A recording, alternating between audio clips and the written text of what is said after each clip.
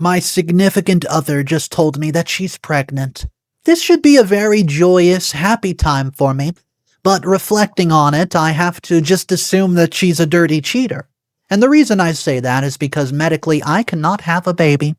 And I'm going to get into detail about that, but first just know. She's telling me, honey, I didn't cheat. This must be a miracle, baby. I promise I would never, ever cheat on you. But how can I sit here and believe her when I know physically it's not possible? Guys, this is a deep story. It has every update. Oh man, let's hop in it.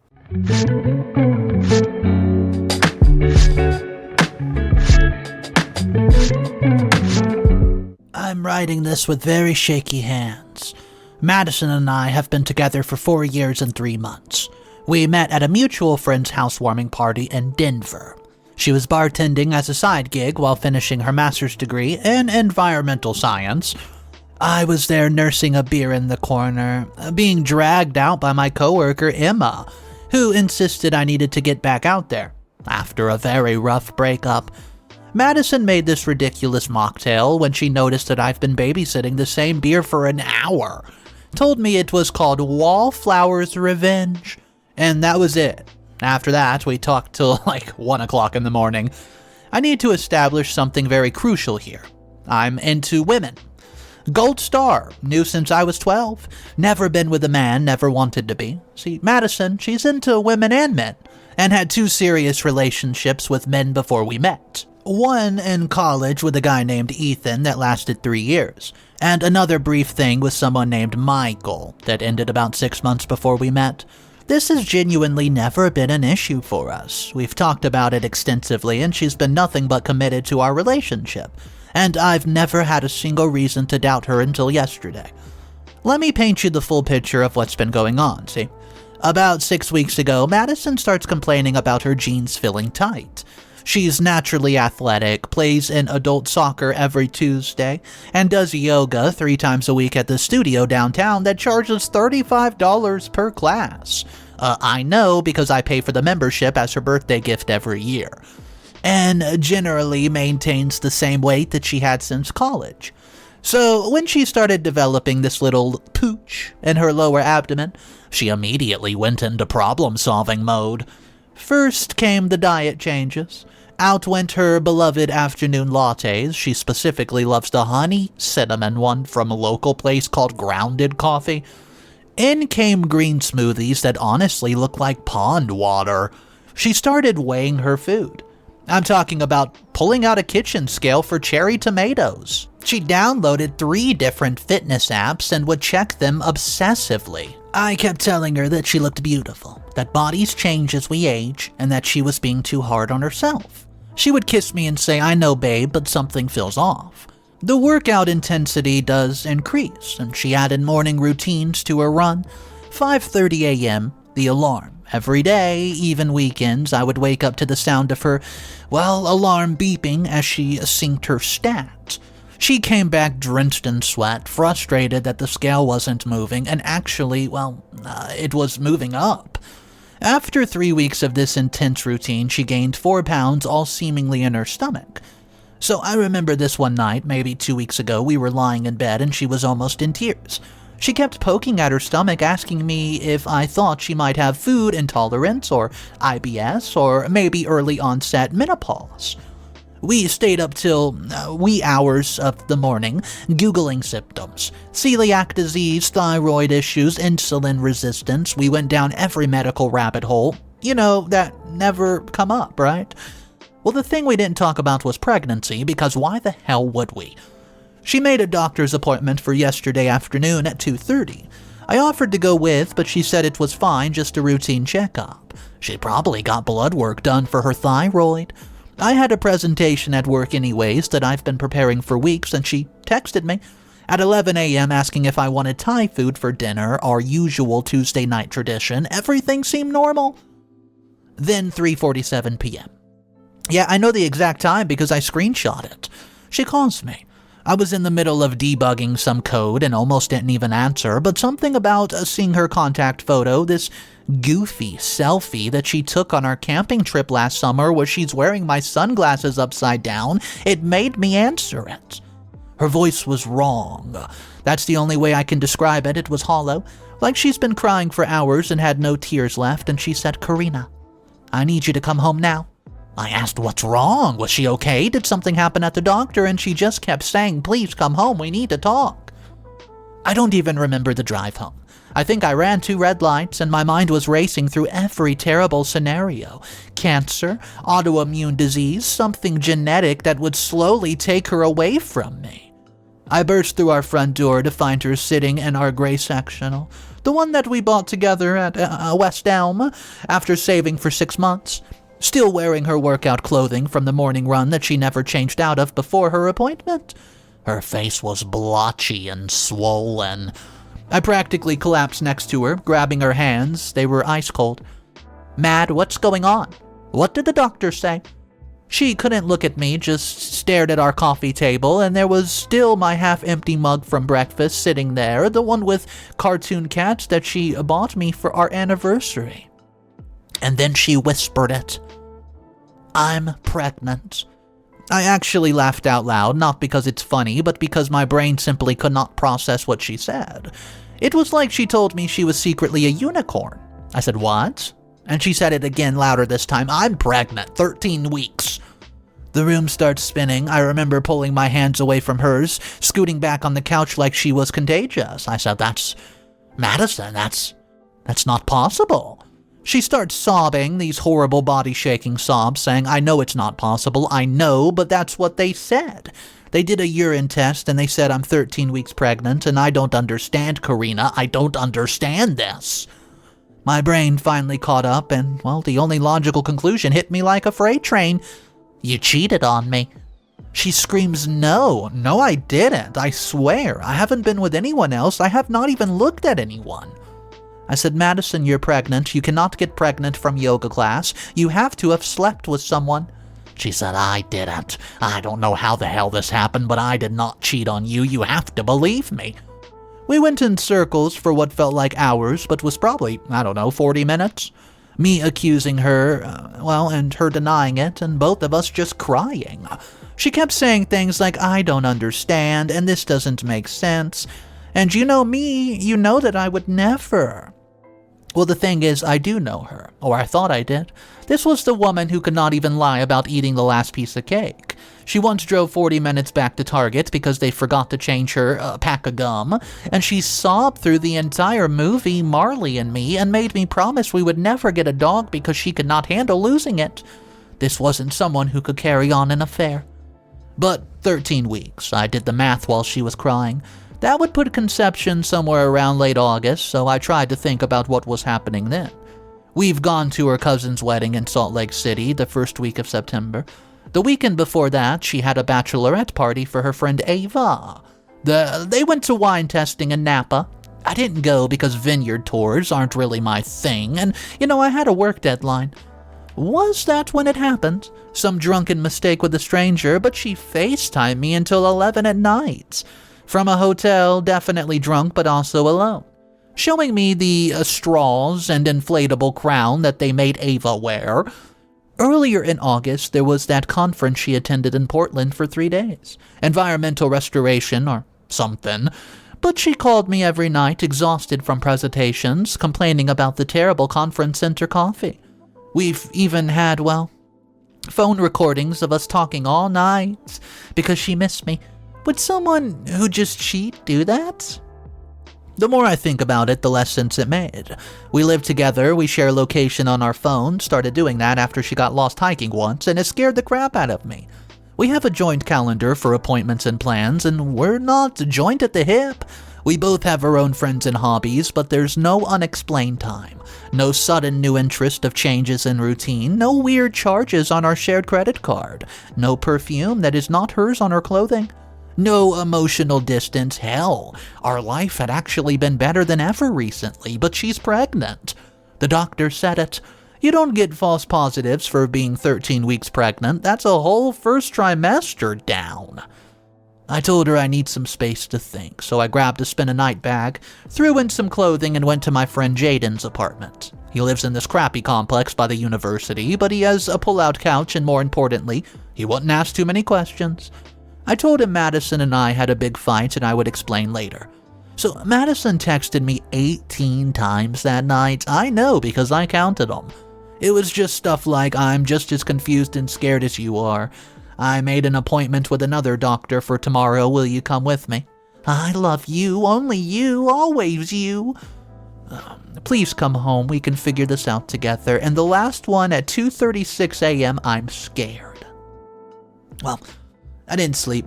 I laid on Jaden's uncomfortable couch, staring at the water stain on the ceiling that looks vaguely like a map of Florida, running through every moment of the last 4 years, looking for signs I missed, red flags I might have ignored. But there wasn't any. Madison was exactly who she appeared to be, loyal, honest to a fault, sometimes annoyingly optimistic, dedicated to us and our future. We literally just started looking at engagement rings 2 months ago, not like serious shopping, but, well, we walked past these jewelry stores and she would point out the style she liked. Nothing too flashy, just something simple that I can wear while I'm out doing field work. We did talk about kids eventually, obviously adopted or maybe even IVF treatment. We discussed potential donors from amongst our male friends, though that was more theoretical wine-drunk convo than actual planning. Jaden made coffee around 6 in the morning, bitter, burnt in a mug that said world's okayest brother. He sat across from me at his tiny little kitchenette that wobbled unless you put a folded napkin under one leg, and he says, "You want to talk about it?" So I told him everything.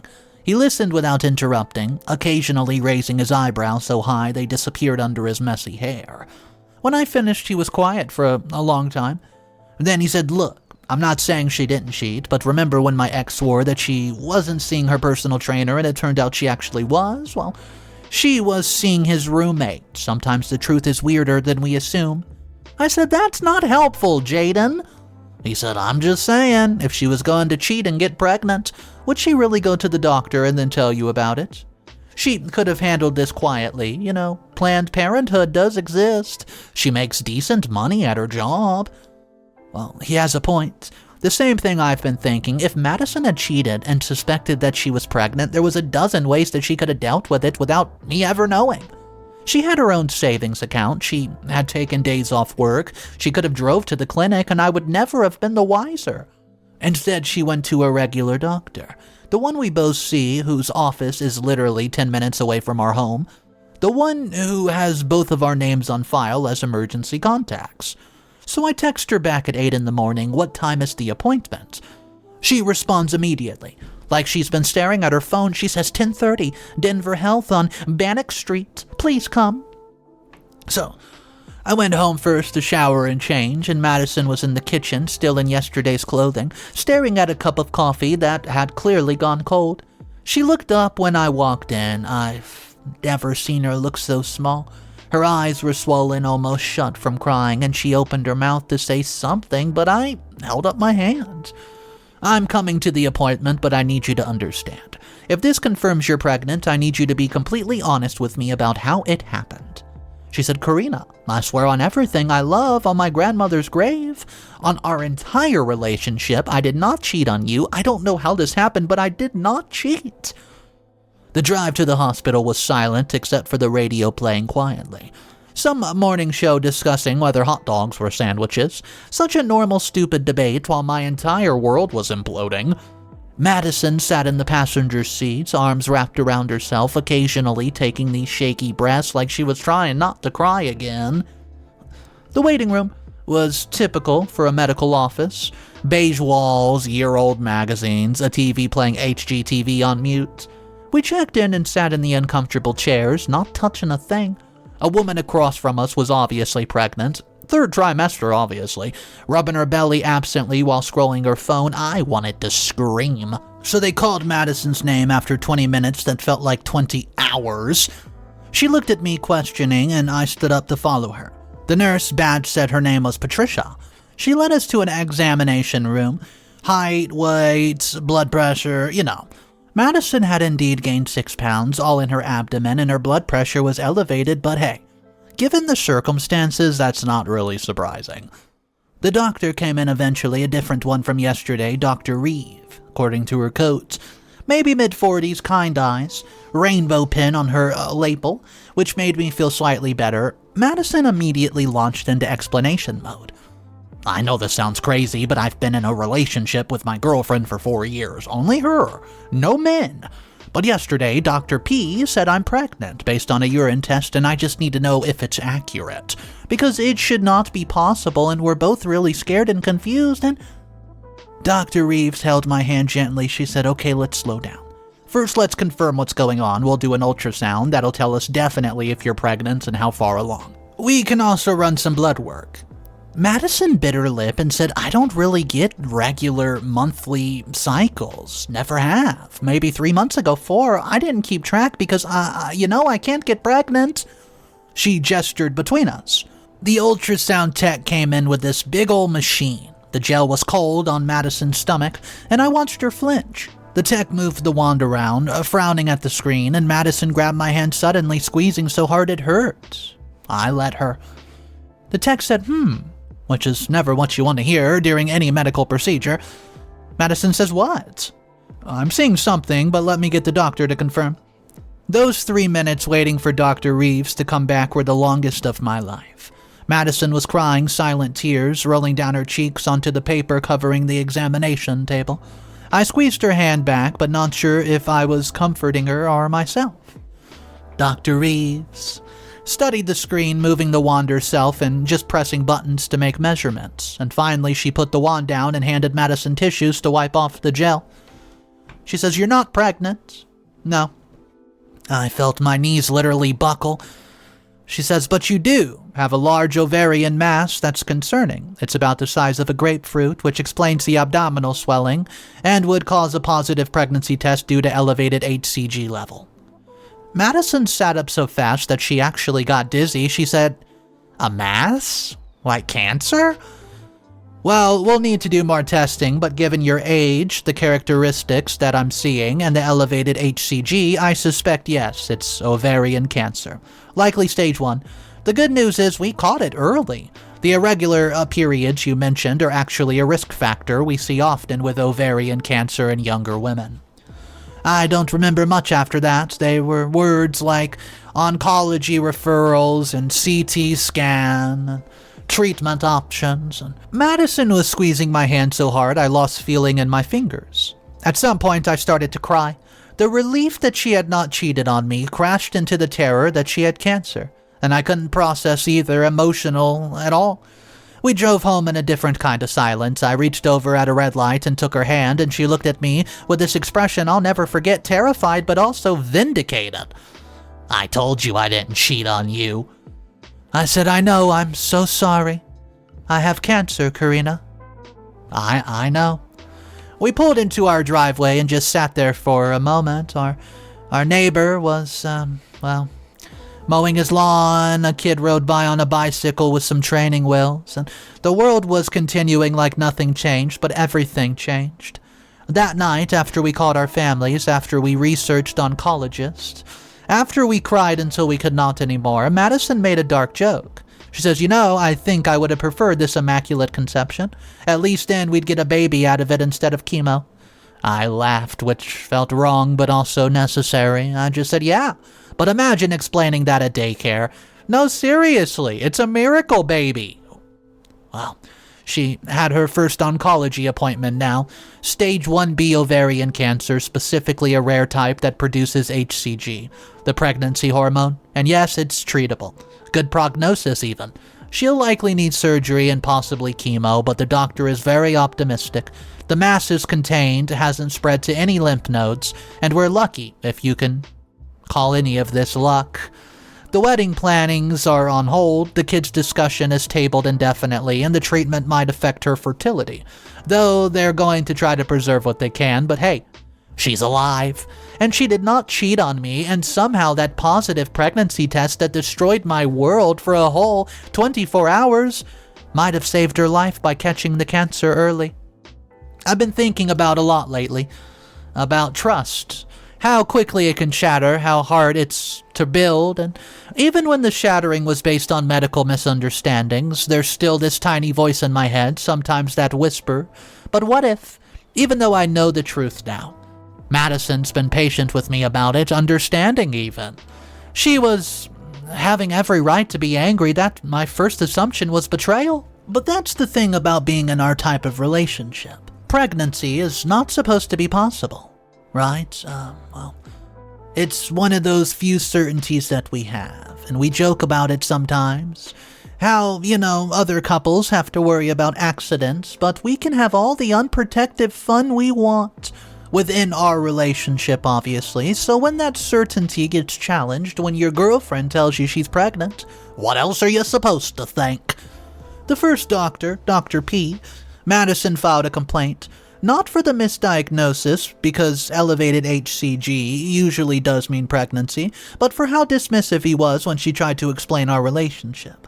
He actually said, well, according to Madison, sometimes people do things they don't remember, implying that she had some drunken encounter that she just blacked out from, as if being with me meant she was inevitably going to cheat with a man.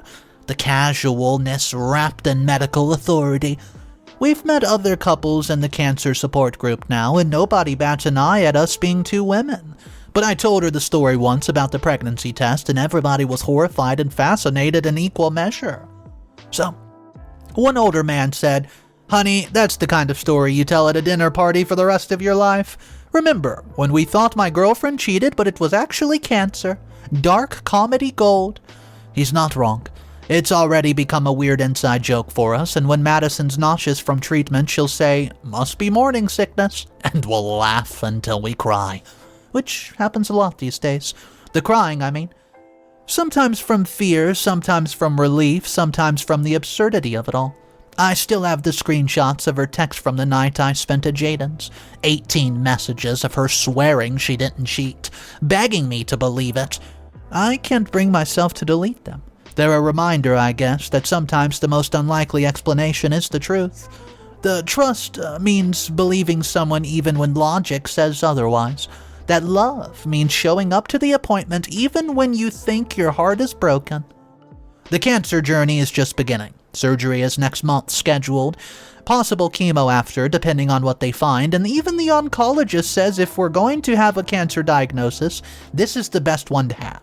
Caught early, treatable, good long-term survival rate, and Madison jokes that she's an overachiever even at this. Had to get the rare kind that mimics pregnancy just to keep things interesting. But hey, we're doing it together. The same partnership that survived thinking she was pregnant with another man's child can survive this. Has to survive it, because if we can get through "I'm pregnant, but I did not cheat," well dang, we can get through anything. Oh yeah, before I end this, last week we were at the grocery store and passed the pregnancy test aisle. Madison stopped, picked up a box and said, "Should I buy one of these? You never know, maybe for nostalgia." So that's where we are. No miracle baby, no immaculate conception, no affair, just cancer, with a side of medical confusion that nearly destroyed our relationship. Guys, what I'm trying to say, I guess, moral of the story, if there is one, maybe if you know your girlfriend can't get pregnant from you, maybe, just maybe, get a second opinion before assuming the worst. Though statistically speaking, I maintain that assuming infidelity was the logical response, but Madison disagrees. We've agreed to disagree, though she'll never let me fully live down my 24 hours of doubts. Thanks, guys. That's it. No more updates.